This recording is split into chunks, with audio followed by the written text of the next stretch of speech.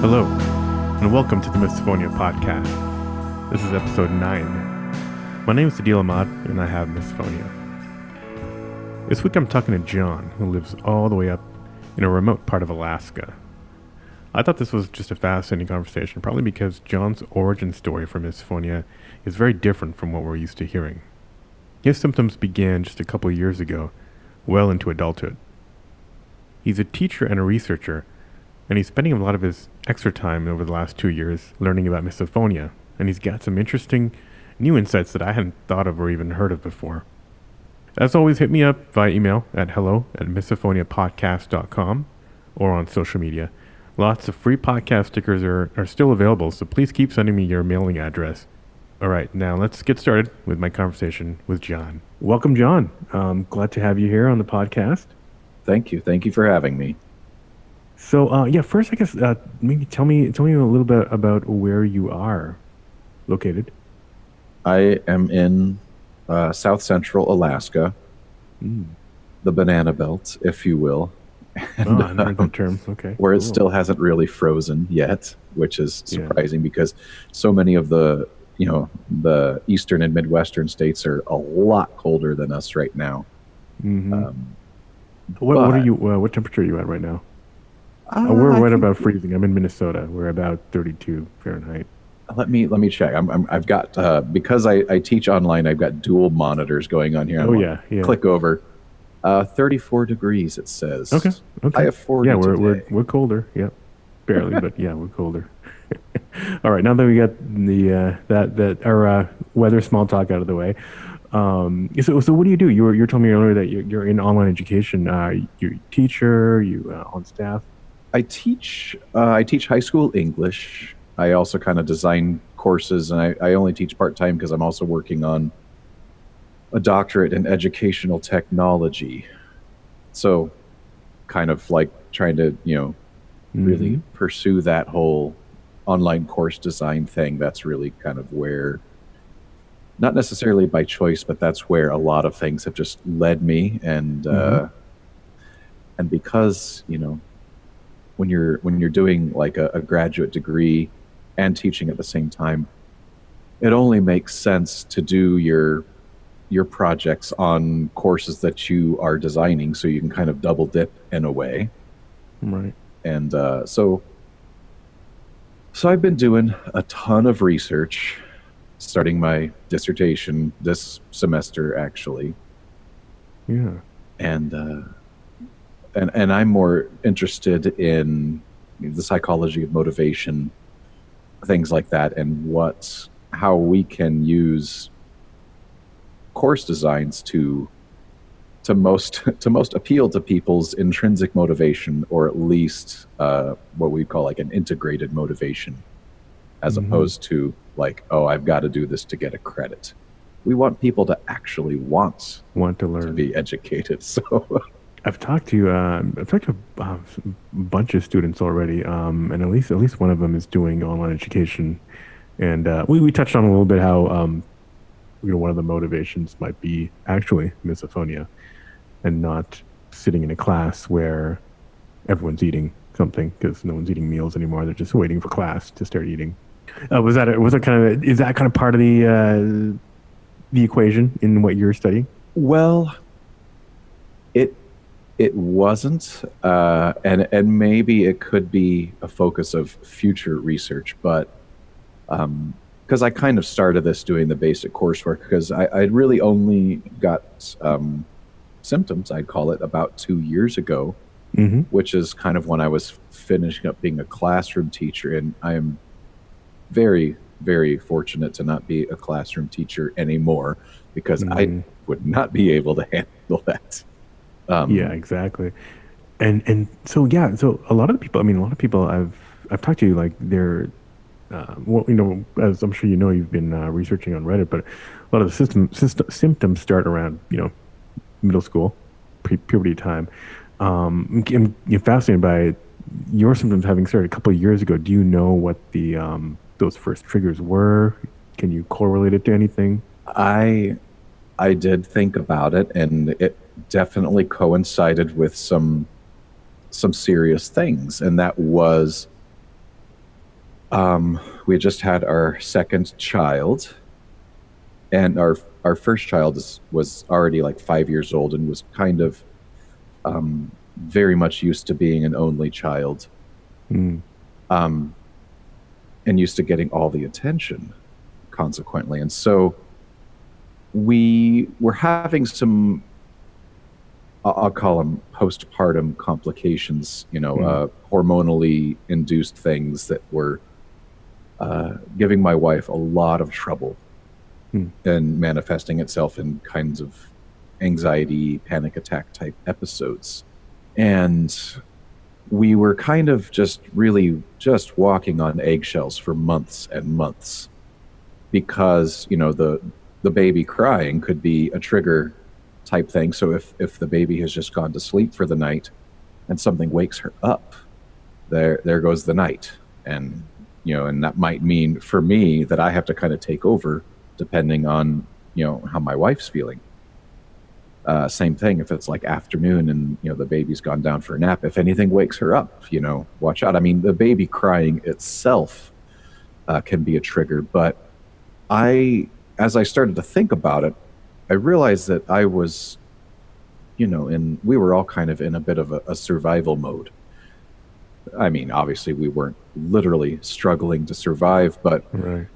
just being under that kind of stress and anxiety and stuff, and just like, oh, let's not have, more panic attack type episodes, any anxiety type stuff where, it really, it, I don't know. I should have rehearsed this or something, but No, it was a very difficult time, and because I was hyper vigilant to sound, period.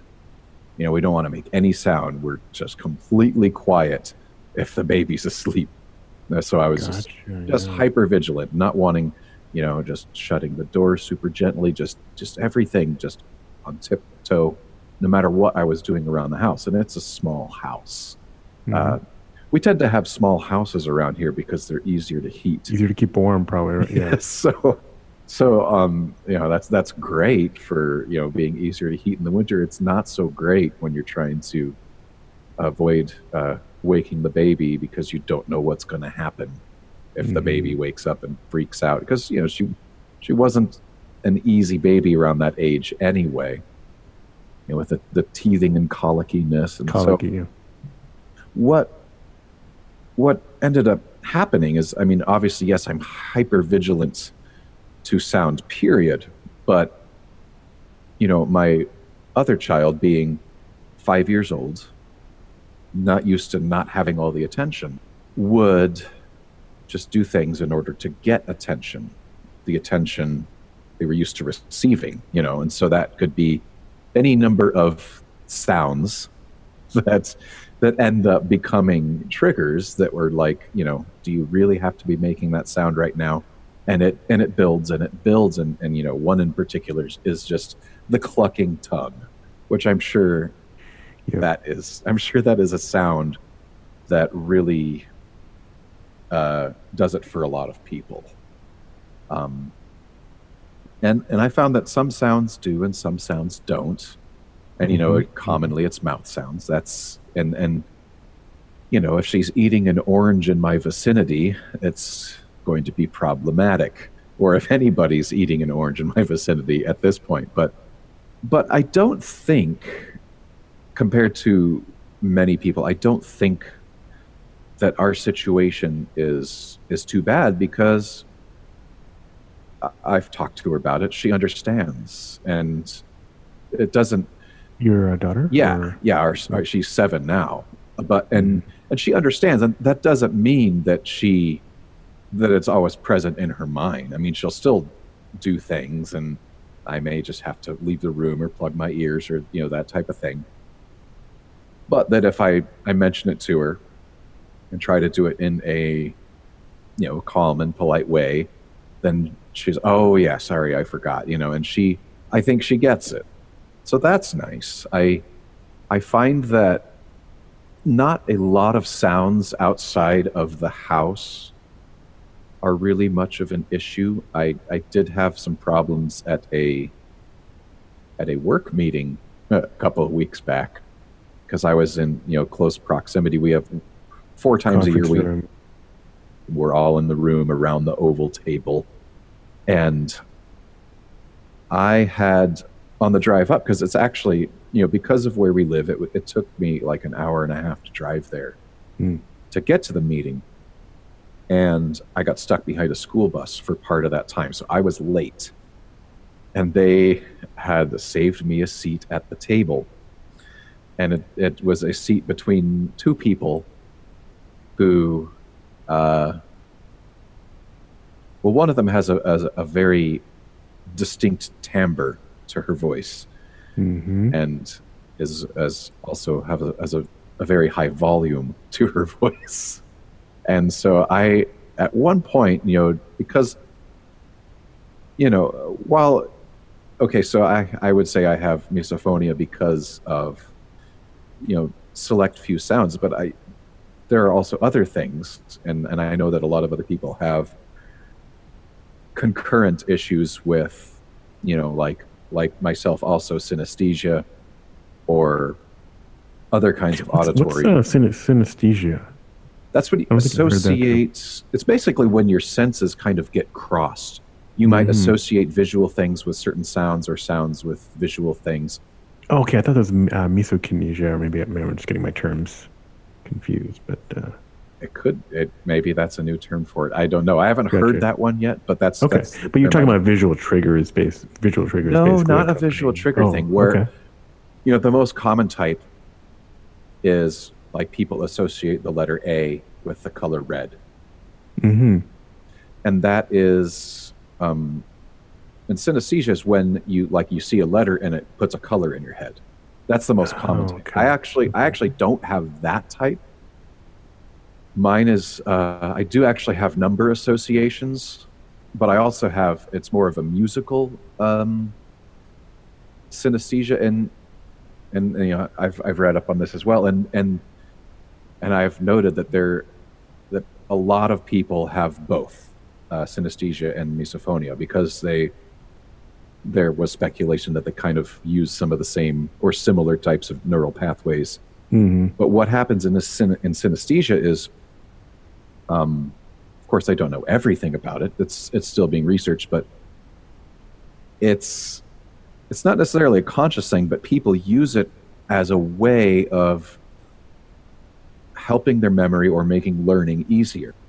And so, like, when people have those alphabet magnets on their fridge, which some researchers speculate is the cause of many people's synesthesias, is the A is always red and the B is always, I don't know, orange or something. I don't know, because like I'll check. I think I have those downstairs somewhere. Yeah, and so what happens is somebody starts associating the color with the letter as a way of helping you remember what that letter is. So it's kind of a learning aid. And so for me, yeah, and there are a lot of different kinds of synesthesia, but for me, it's mostly like musical, because like when I was in college, for a couple of years I majored in music theory and composition, and as we were getting really, really deep into music theory and just tonal harmony and things, I started to associate different chord types and chord names with colors, the color that chord feels like a certain color to me. You're right. And so if I hear a certain song, or if I'm writing a song or playing a song, different chords, chord progressions, and even musical keys have a distinct color palette, where I might have a song or hear a song where it's got like lots of 2, 3, and 6 chords, music. Some musicians will know what I'm talking about. And that might, to me, have a very blue and purple palette. Whereas stuff written in the key of D major with major chords will have a more yellow-green palette, and on and on. So I think, and I think usually when people make these associations, it's an unconscious thing. But I think what I was doing when I was learning that is I was trying to find a way to to remember which kinds of chords, which keys, which progressions evoked those kinds of feelings, if you know what I mean. I found that I also kind of pretty much at the same time um, started to, so while there may be specific sounds that are triggers for me, I also started to be unable to process like more than one sound at a time. So I Ah. started to get, and that's, and more so than the misophonia, that's why I'm really glad I'm not a classroom teacher anymore. Because when I have competing sounds, especially ones of different timbre and different character, Yeah. I just can't. I just can't process. And so I was sitting there at this meeting between two people with very unique timbres to their voices and just different volumes and speech patterns, and they were not in harmony, if you know what I mean.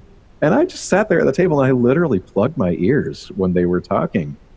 And I don't think that anybody noticed because everybody was so involved in their own conversations at this point that I just sat there with plugged ears. And my boss was right across the table from me. He never said anything. And don't, I don't think he even noticed because he was looking this way and looking that way, you know. Right. Yeah. Yeah. I've heard. Do you think it's a matter of? I know there are some people who, like, they. I guess they have trouble.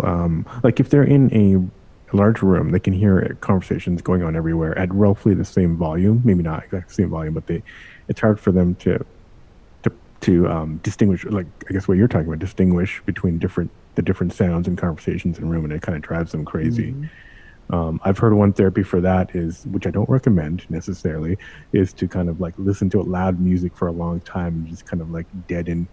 And this is actually a licensed therapist giving this advice, and to just kind of like numb the ears a little bit to kind of like, I guess, kill some I of those. have, well, and I have read somewhere that if you listen to music for, I think 45 minutes if you listen to music for 45 minutes, it kind of just dulls your senses, period.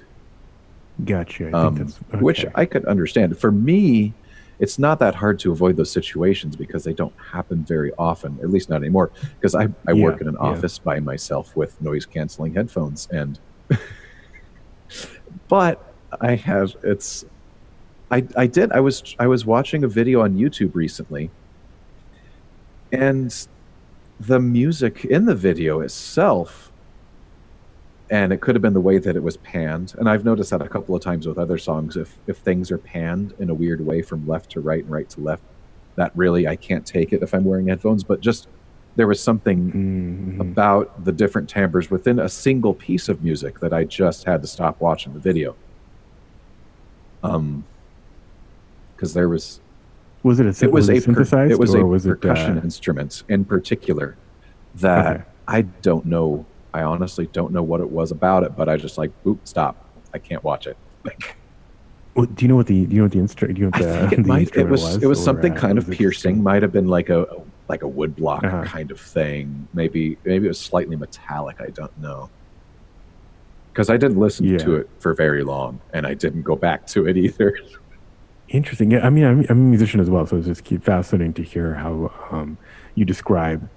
Obviously can describe sounds on a much deeper level than most people. So it's interesting to hear how you've kind of thought about how your senses can Well, process and while I stuff. may get kind of sensory overload issues at times, typically music doesn't cause any problems to me because most music that you listen to, it's all meant to work together.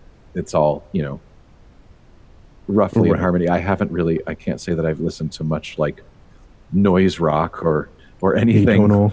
or Oh, anything gotcha. Yeah. atonal or um, Death anything metal. microtonal either. Just if I'm used to Hmm. hearing your standard harmonies, that's kind of what I continue to hear. Not a lot of pitch bending and things like that. So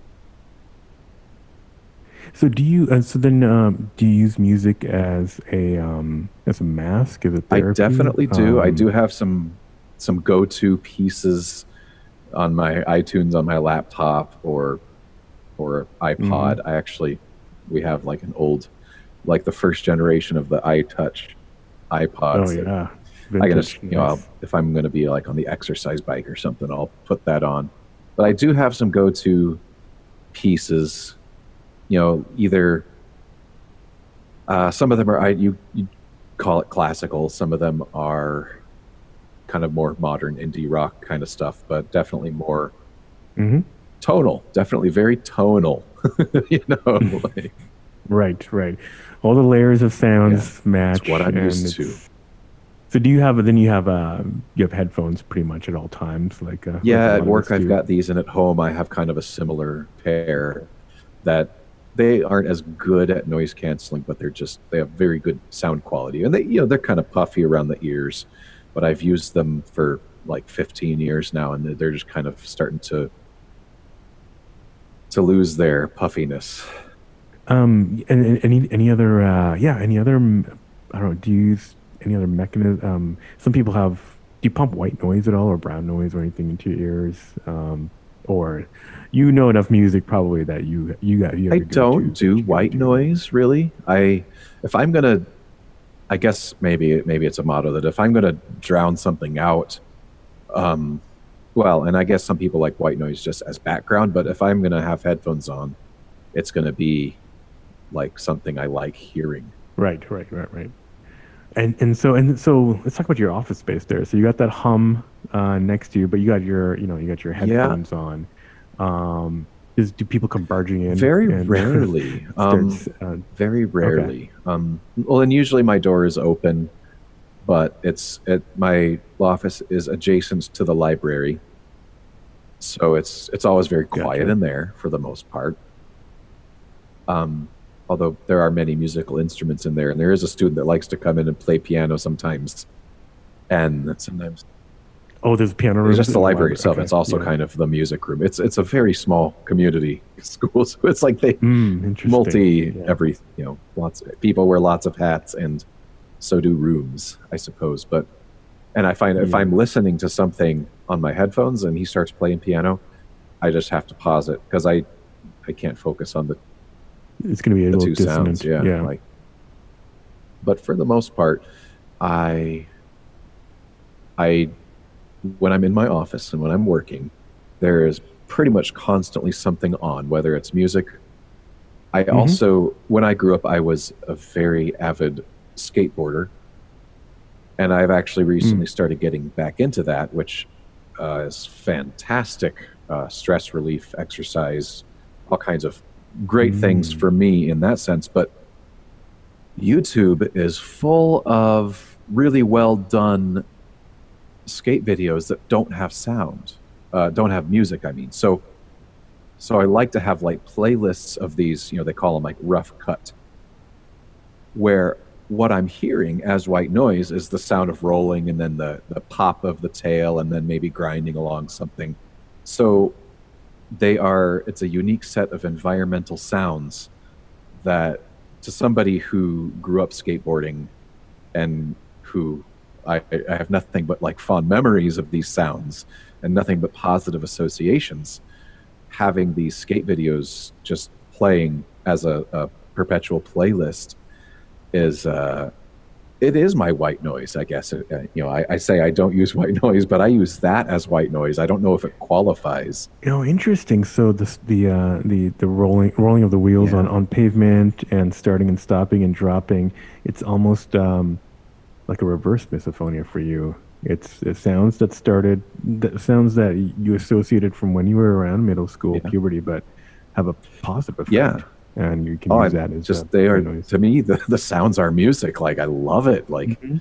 and so typically if my headphones are on, it's music or it's that kind of white noise. Yeah, I mean, interesting. when I look at forums or places where people are talking about the misophonia, I know that I struggle from time to time, but I also feel so lucky to have the job that I do, where this is my work situation, and on such rare occasions do I ever have issues at work. Got it. Yeah, and that's where you spend most of your time, and you probably need to be the most Yeah. focused. So that's great. Yeah, I mean, I'm a software developer too, so a lot of software companies they will just give employees headphones, whether they have misophonia or not. It's just Yeah. something that they do, and people give open office environments a lot of crap, which I think we all should. We should all kind of jump on that bandwagon, whether they're doing, people are kind of pooping on it because of misophonia or not. That's They we should don't just necessarily. I mean, we're add our supposed voice to to that. encourage collaboration, but that doesn't necessarily Right, happen. right.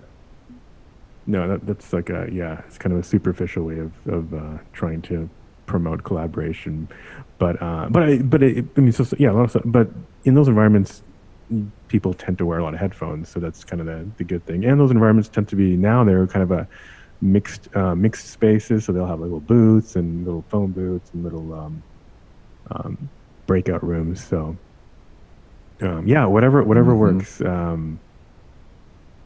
Being a student, I heard, is challenging, but there are at least it's just a few Well, years in and most cases. yeah, I was just trying to imagine being in a situation, and I have not been uh, like I did my master's degree entirely online, so I don't, I Hmm. don't know what it's like, and I don't know Yeah, if at how popular the lecture hall thing still is, but I could imagine like what I would do is I would have my laptop and I'd have headphones and I would get a really good like directional mic. And if somebody's up there lecturing and I don't want to get the sounds of all the people around me, I'd have the headphones canceling that yeah. out and I'd have that microphone, pointed at that person and I would sit in the front row, whatever, just to so I could That's a great tip. yeah. Yeah, anyone listening, a good directional mic pointing right at the and even if it's that could be placed, even if you're happen to be not sitting in an ideal spot, you can maybe put the microphone in a mic Yeah. right at the front and have it directionally point right at the professor. Just That's a because great then idea. you could be kind of canceling out all as well, not all, but as much of the extraneous noise as possible and just focusing in. And if you're running it through your laptop, you could also be, you could always be recording it for later reference and things like that. So Yeah, I think if schools should maybe just do that across the board and offer that as a that's relatively cheap way to kind of help out some students yeah, that are suffering I mean, potentially, or a student could do it and maybe and an enterprising student could sell it to other yes, misophonia. yes, But, let's not the get into that. lecture hall survival kit, like, Right, right. and That's a great tip. uh, and even let's see, when I was doing undergrad, that was like early 2000s, and I didn't have that many classes that were like big lecture hall situations. It's mostly kind of classroom size, and actually, I did I did my undergrad in geography with environmental studies focus, and so a lot of classes we were at computer stations doing GIS stuff, Mm-hmm. or but a lot of the times, even then, we were just at individual computer stations, and most people were kind of just focused. So, but not every school Gotcha. is going to be like that. I imagine that Yeah, high and this school would and be a lot worse because you I would have have heard. Yeah, to, yeah. and having been a high school classroom teacher and a middle school classroom teacher in the past, and from the teacher side of things, depending on where you are and depending on the group of students you have, and you've got classroom management to worry about, where you don't want to grant something special things for one or two students that everybody else is going to want, and then that's going to create Yeah. social problems. Well, why can't I have headphones on? If he can have headphones on, it's Mm-hmm. it, Because you're eating, you stupid idiot. and and I don't know if if you have to have it like in the DSM to have it be something What's the that's DSM? the official book. It's the book that if you have a diagnosable thing, it's in Ah, the gotcha. DSM. Yes. And so to get special education accommodations. I don't Mm-hmm. know. I'm not a special ed teacher. I've had to, sit in on a bunch of IEP meetings in the past where different students with different issues get to have different accommodations. And there's a lot of students that, like, let's say they've got such and such problem, they're allowed to use speech to text in certain kinds of assignments, or they're allowed Mm. to use audiobooks, or they're allowed to do this or allowed to do that, depending on what their learning disability is. And I don't know, and it might vary from district to district or state to state, but I would imagine that in a lot of places, if you had a official diagnosis, which maybe people have a hard time getting that for misophonia. But if you had that and you took it to your school's special education department and said, listen, I've got this issue. I'd like, to see if we can work on some accommodations that, most special ed teachers are eager to help in situations like that. And of course, there's obviously the stigma of being considered special ed. If it makes all that difference, I mean, people could be special ed for having hearing impairment, and that doesn't mean they're not intelligent people or anything like that. It's just what they've got, or vision impaired, or cerebral palsy, or all kinds of things. I've seen Yeah. students with cerebral palsy operate a computer. This is back, I was working part-time in schools as an undergrad to pay for college, and I remember working with this cerebral palsy kid who, using his head to manipulate a wand next to his head, which controlled his computer, he was in middle school and he aced his spelling test just like that, like way faster than all of his classmates. Because he was a really smart kid. He just wasn't able to express it in normal ways. But so back to what I was saying is if you have a diagnosis, I imagine that a special ed teacher department would be eager to get you those accommodations. Because not only is it it's in everybody's best interest, especially, and this is where things might get a little bit tricky, but in virtually every state, you have big standardized tests usually towards the end of the school year. And a lot of schools are eager to get any student that really needs accommodations, like speech to text or something like that, to really make sure those students have those accommodations for that test.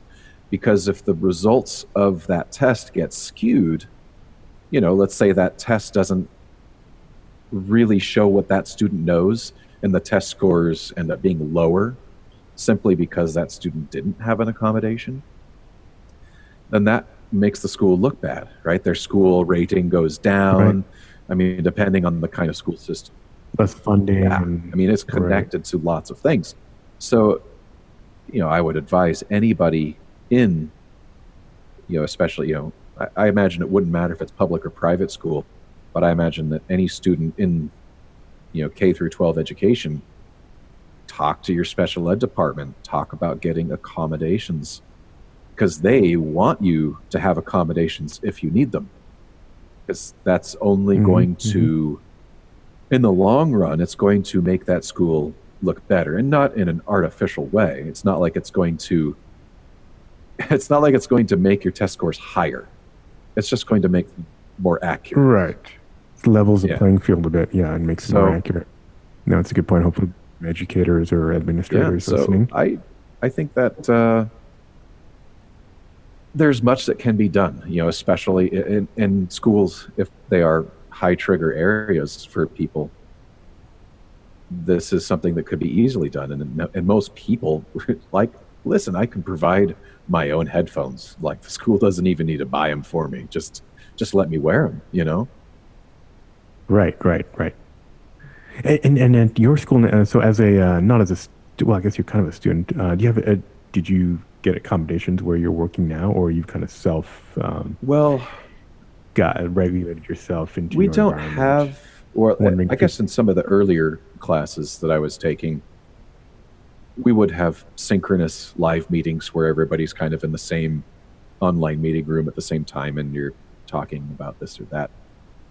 Um, I find that when you're doing like a graduate program, and these are all kind of slightly older adults, they tend to be a little more conscientious, and people, if it's not your turn to speak, you have your mute button on. So yeah, I didn't really have any issues, but it's also such an easily controlled environment for you as a participant to just take your headphones off if too many people are talking at the same time, or if oh somebody's yeah, microphone is, if somebody's eating too soup while they're sensitive, gains doing turned it or up, and something. You oh know? god, oh god, yeah. Um, well, yes, well, speaking of eating and whatnot, I'm sure you have friends outside of school and work. Have you talked to like how's your, how do you have you talked to anybody Um, else? I have talked. I have kind of. I did mention it at one point, kind of in the staff lunchroom here. Like, oh, I've got a couple of auditory processing issues that they're actually new, but it sometimes, sometimes I just have to plug my ears. So don't be offended. But Yeah, okay. No, that's but directly to the typically, point. Yeah. And and how's the like reaction? we have no. I mean, we have just positive. Um, we have Yeah, very yeah. positive relationships. Just the people in this building. So because it is, like I said, a small community, kind of small school. So um, there's no room for being catty or anything like that. It's just Yeah, everybody's pretty supportive. And I usually what I do is I just go in there and heat my lunch up and bring it to my office typically. So yeah, yeah. Yeah, I was also a desk eater too. Now I work from home, but yeah, early on when I was doing internships, I didn't understand why I hated eating in groups. I just always thought that my coworkers at the time were super boring, but I think it was a little bit more than that. well, and and I don't know if you saw, because I did see on the Reddit group a few weeks back, Hmm. somebody from, was it King's College London, I think, was doing a really in-depth survey. Um, Yeah, I haven't I done did that see yet. it, and Okay. Hmm. they actually contacted me for follow-up. I need to remind myself to email that guy. But some of the, well, I mean, it was very informative in one sense because it kind of gave me ideas of what other people go through, and having to gauge my own reactions to things. And then the way the questions were phrased also had things like, the way the questions were phrased suggested that a lot of people attach it to manners and politeness and like, Hmm. and I try not to do that, but I do find myself, like maybe around the house, if it's, my daughter eating an orange, for example, it's like, yeah, it's like, Yeah. I think I told you about this before, like, and you kind of, it's like, Right. it's good manners in general to eat with your mouth closed, um and Yeah, I definitely make that association, and maybe that's one way to without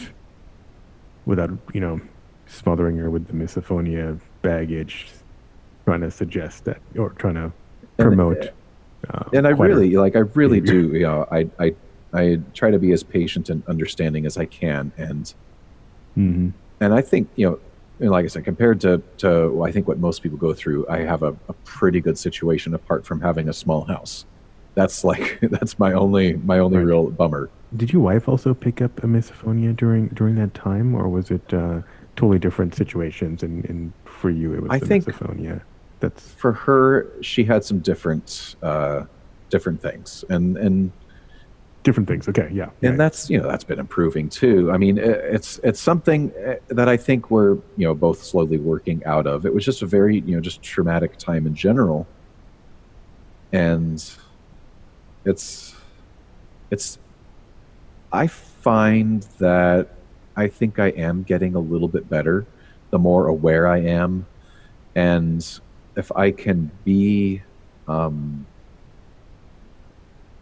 I'm not sure what the right word is, but if I can be conscious of it as it's happening and try to kind of just talk myself through and kind of just try to be in control, like, this is not intentional. This is, these are people that whether it may be in the lunchroom at the school or at home, it's like these are people that like you, that want you, that don't, want you to feel like this. And I find the more that I do that, the more it works. It's not instantaneous, but I feel like I'm getting in greater control where I don't, if I, of course I can always plug my ears or leave the room or cover it up, but I think if I want to test myself and see if I can endure it, I think I can, but it does require that kind of metacognition thing of, this is what's happening, and these are the people you're with, and they are not intending to do this, and it's just a sound. Just try to. Yeah, and people also talk about in those situations where if people are eating, well, lunch will be over in about 20, 30 minutes. If I can just kind of get through there, it's all good on the other side. I can retreat back to my cave of bliss. Yes. So. And another thing is mimicking too. I don't know if you've heard of that. I have, and I did see something about that on that survey. Oh, the survey. Yeah. And there, I don't personally mimic, but what I have done a couple of times is depending on where I am and where I can go, is I will plug my ears in and then I will just hum very loudly. And that humming fills up my head, and then I don't hear whatever the problem is.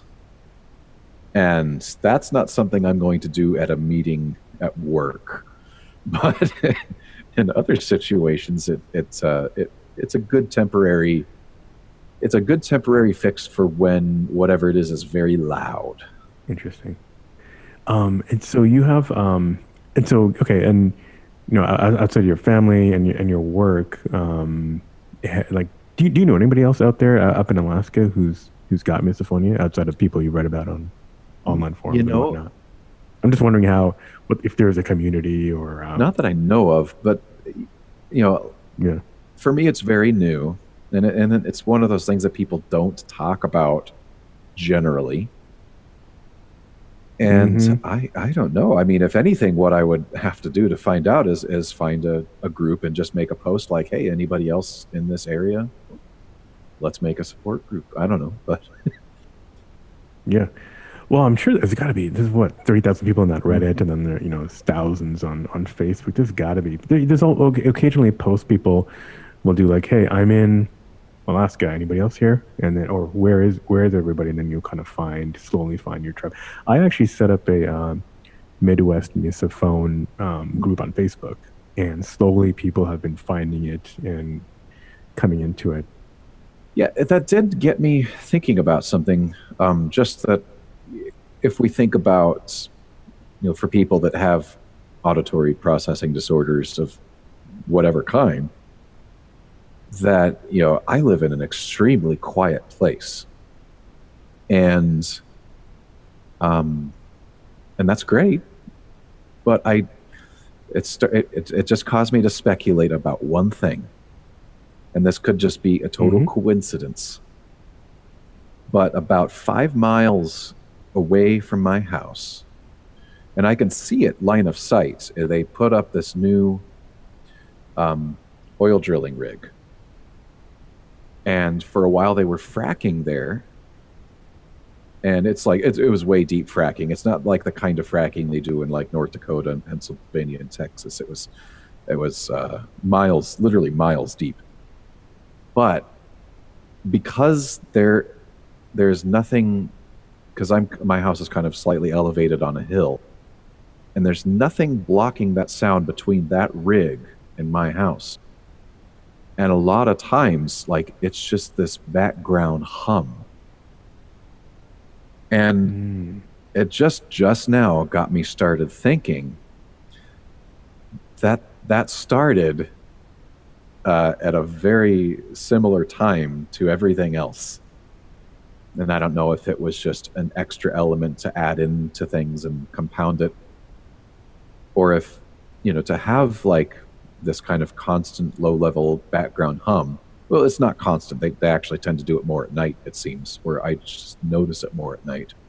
But at times, depending on the conditions, depending on what they're doing, I will be, like sitting on the couch at home, and it sounds like somebody is driving up the road.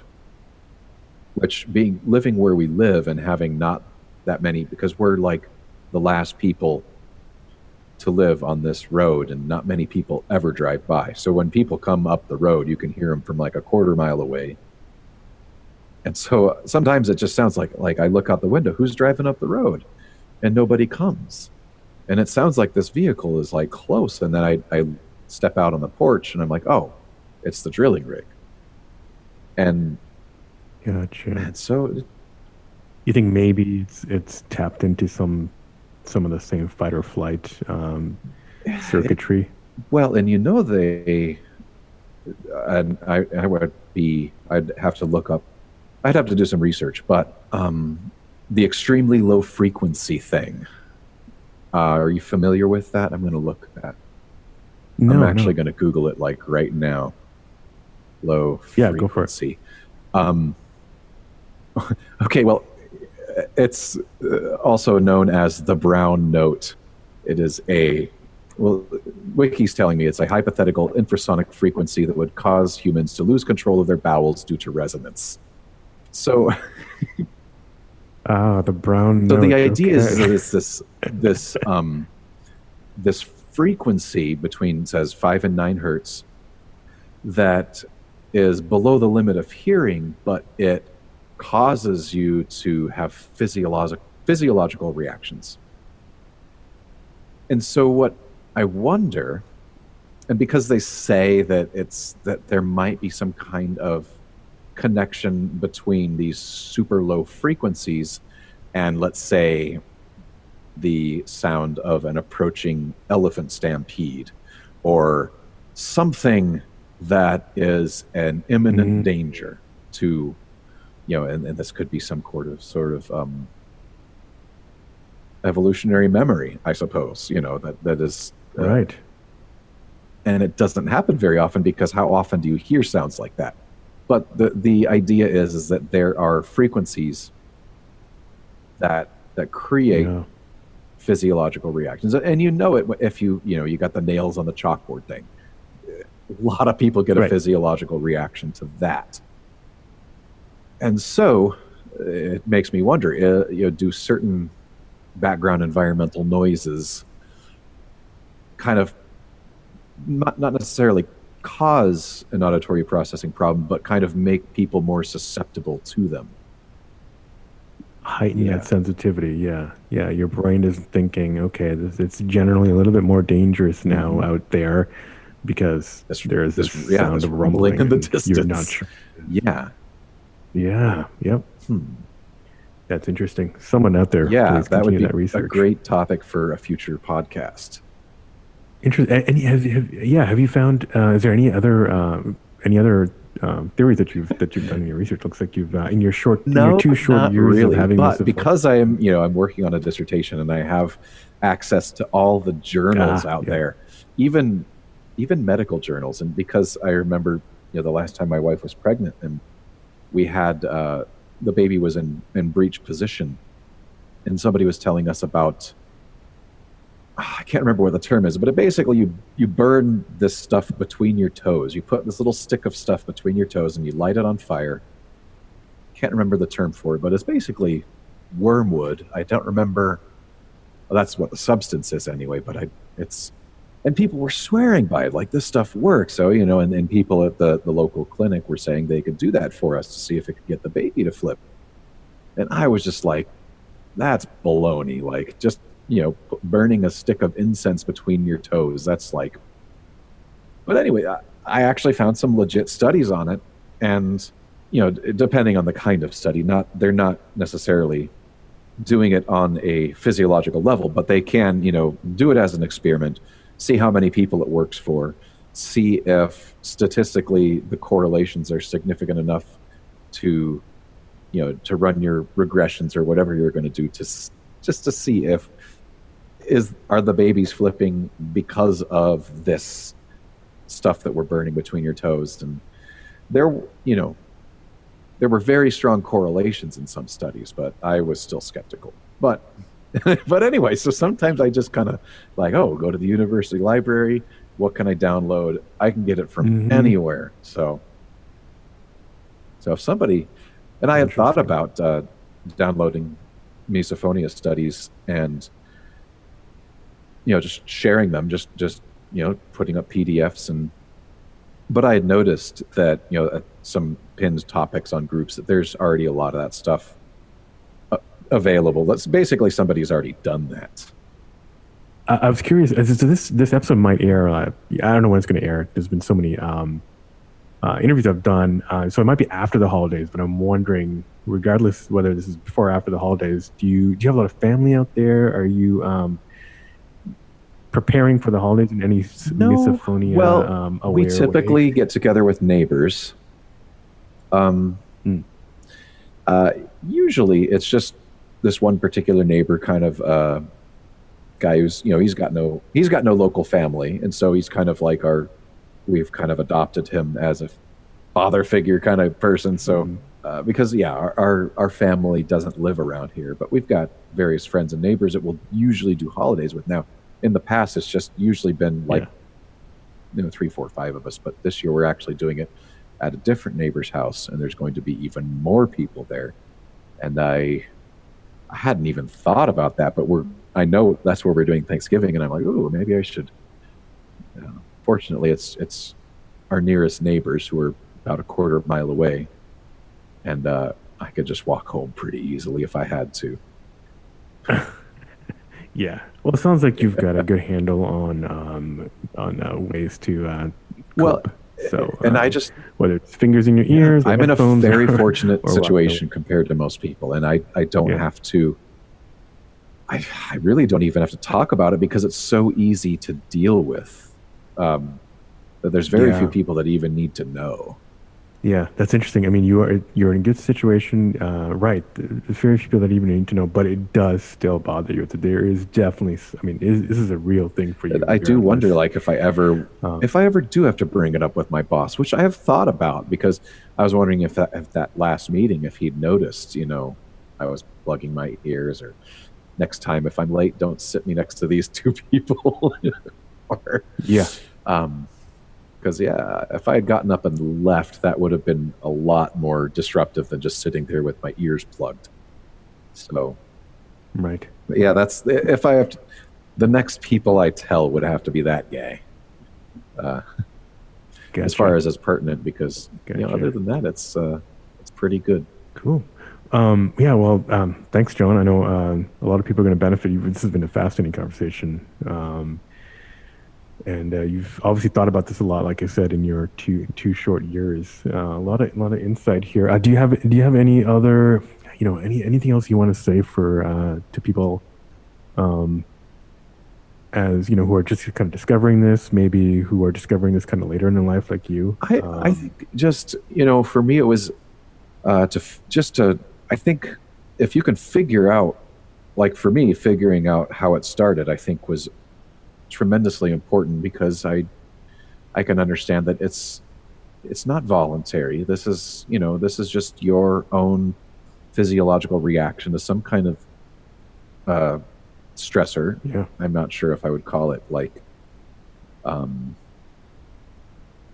trauma, but a lot of times I'll bet it's very closely linked to trauma or something very traumatic. But at the same time, could be kind of like a PTSD. At the same time, I don't know. I don't know what it's like to have it since you're 12. So it could be if I had a lot more time to do a lot more research, it would be something that I would like to know more about. So for now, I'll just listen to the podcasts and gain some Yeah. information that Yeah, way. there's a well you'll yeah, well you'll hear a lot of that in the coming weeks for sure. Well, yeah, and yours is gonna be a great one. So thanks, yeah, thanks again, Thank you. John. Well, and it's nice to hear, like I said, like taking the survey and just reading. It's just Mhm. it's great to get as much context as possible and just a Yeah, wider understanding of how it functions in myself and other people, and just every little bit yeah. helps. Great. Well, thank you again, and All good right, luck to thanks a you. lot. I will be listening. Hope you all thought that was as interesting as I did. Please follow the podcast on Facebook or Instagram at Misophonia Podcast, and we're also on Twitter at Misophonia Show. My email again is hello@misophoniapodcast.com, and this podcast is on the web at misophoniapodcast.com. Please leave a review wherever you get your podcasts. It really helps reach more people by boosting it. Theme music is by Moby, and until next week, wishing you peace and quiet.